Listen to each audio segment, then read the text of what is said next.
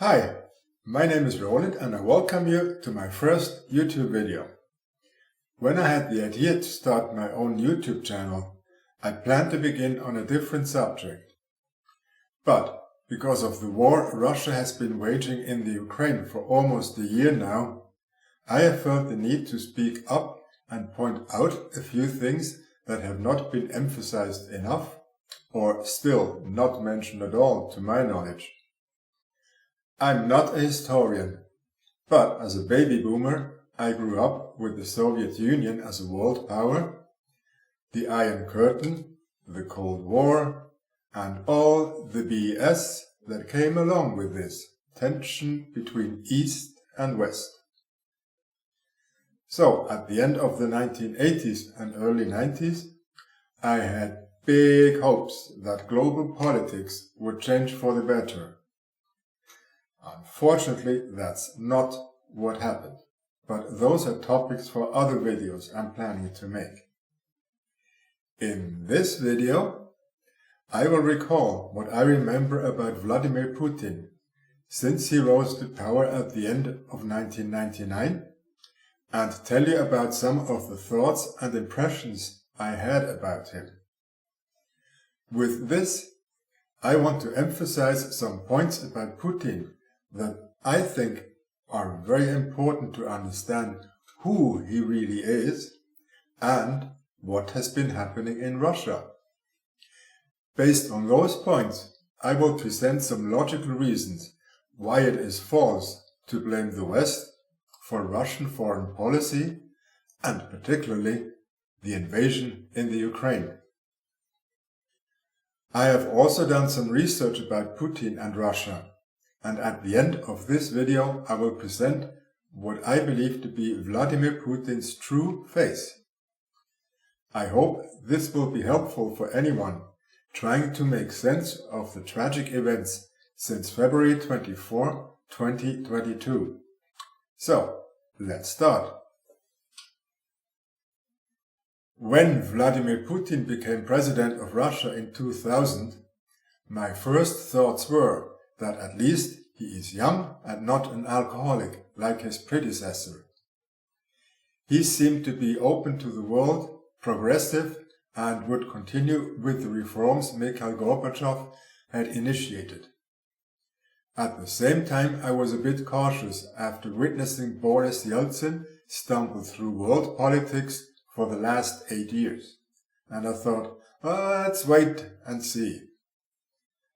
Sometime later I heard about his career in the KGB. That's the first time my warning lights were flashing, and I became suspicious, thinking, someone who made a career in the KGB has a certain mindset, and that mindset doesn't just go away overnight.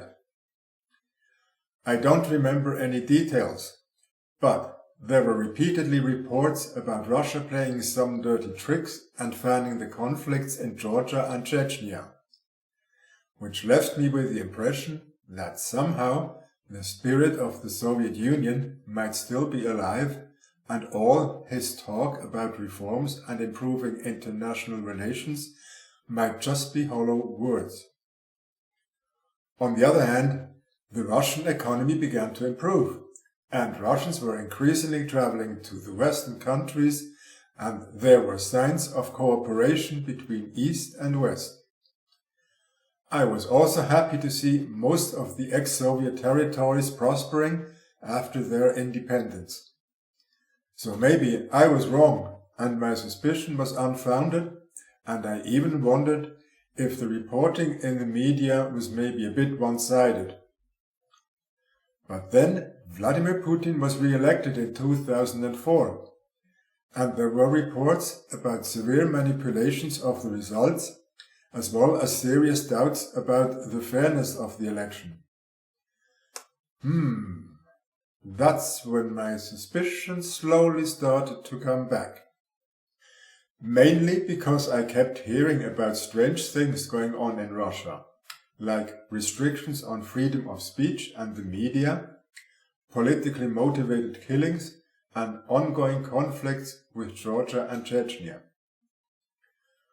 For me, one of the most memorable events during his second term was the strange and mysterious murder of Anna Politkovskaya in 2006. Of course, Putin had nothing to do with that, or the subsequent deaths of numerous people associated with her. That was the second time my warning lights went off. So, in 2008, I felt a sense of relief when Dmitry Medvedev was elected as president because he looked like a decent guy who would finally continue to reform the country. But, as it turned out, Putin didn't stay far behind as prime minister. Although I was wondering sometimes if he was not pulling the strings in the background, the plot of the game became only obvious to me when, surprisingly, in 2012 Putin came back as president amidst allegations of a fraudulent election, and Medvedev became prime minister. So, that's how it works. One dirty hand washes the other. Oh, and now he was elected for a 6-year term. How did that happen? The protests that followed the elections were quickly squashed and many protesters arrested and put on trial. It was also around that time that I heard about Alexei Navalny for the first time. But more about him in a bit. Putin no longer appeared to be the easygoing, open-minded president, and pictures like these became more frequent and got me thinking. This cold, emotionless face, I wonder. Around this time, I became more and more convinced that something is seriously wrong in this state of Russia, because strange things continue to happen.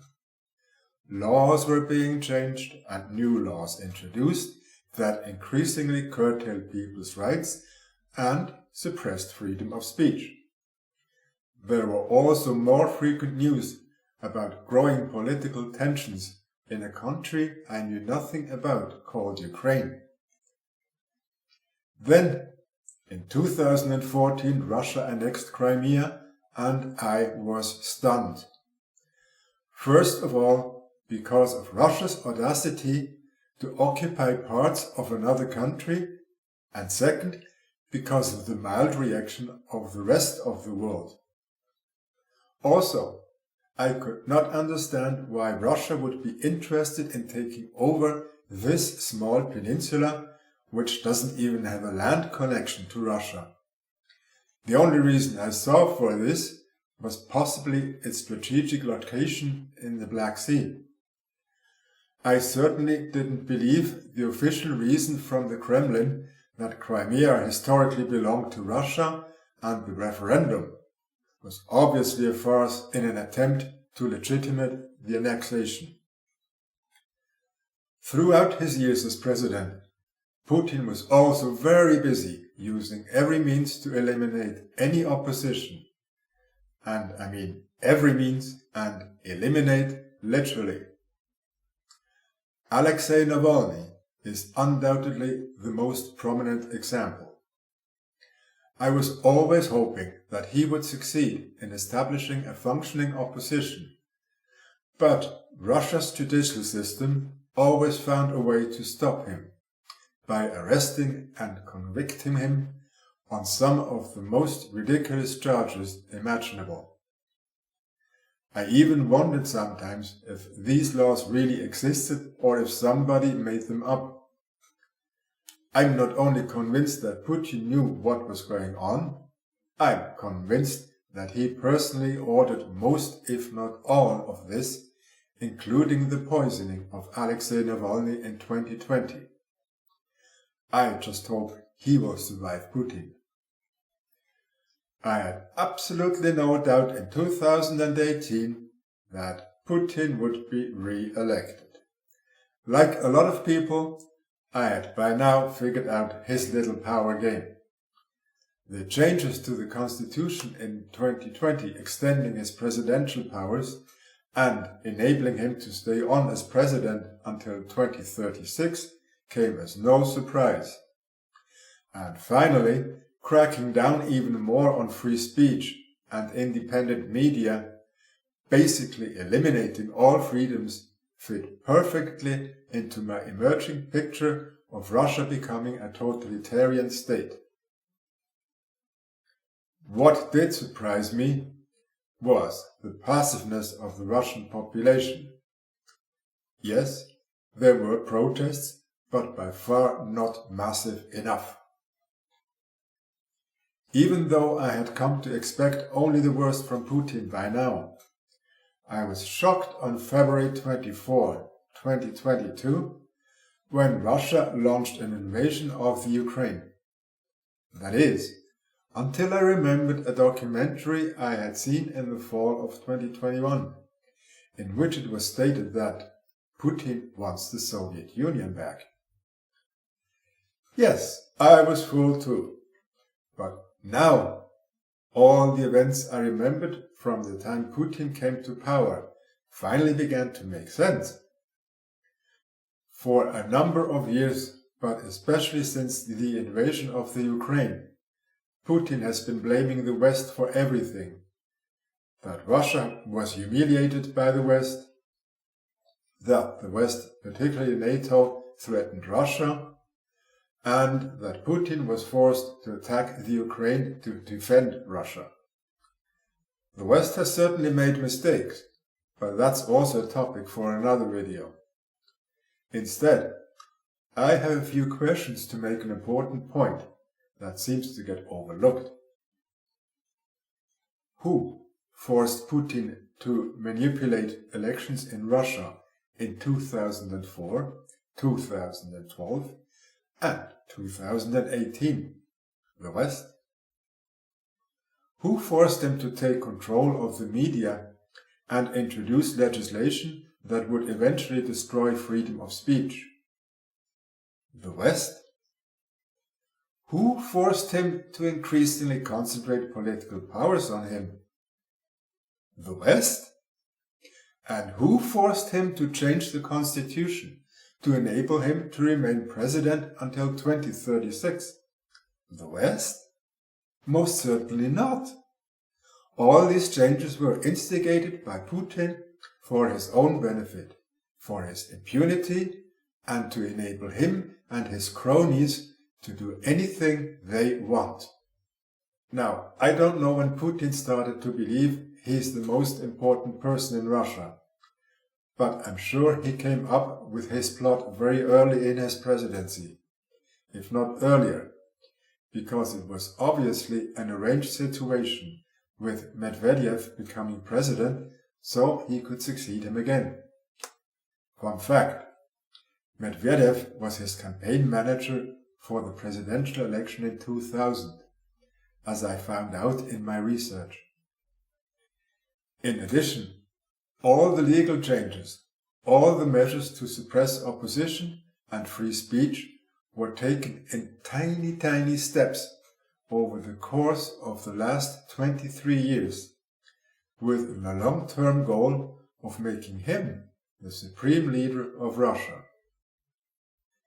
Finally, regarding the war in the Ukraine, it has meanwhile become clear to me that there must have been a plan long before 2014 to annex these territories in order to connect Crimea to Russia. All of this confirms to me that Putin is still the KGB man, suspicious of everyone, playing his game of lying, deceiving and manipulating, using every means to achieve his goals, including killing those who stand in his way. Of course, without getting his own hands dirty. That was the second point I initially tried to make in my video, but then I came across something else that adds an interesting twist.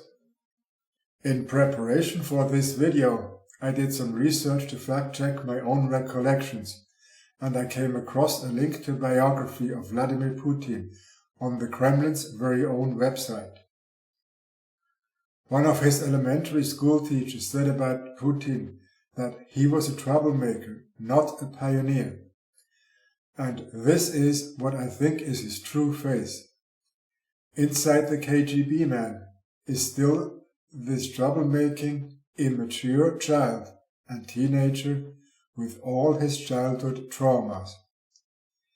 Because he has not dealt with his traumas, he wants to bring back the very same thing that caused them: the desolate and deprived life in the Soviet Union, which also explains his lugubrious facial expression. I hope you found the information and my conclusions about Putin useful. If so, please click the like button and share it. This video has been in the making for a long time, for various reasons, including some health issues. But also because I've been working on a series of videos on this tragic and important topic of the invasion of the Ukraine. So, please subscribe if you want to be informed when I release the next one very soon. Thank you for watching, and let me know what you think in the comments below. Bye bye!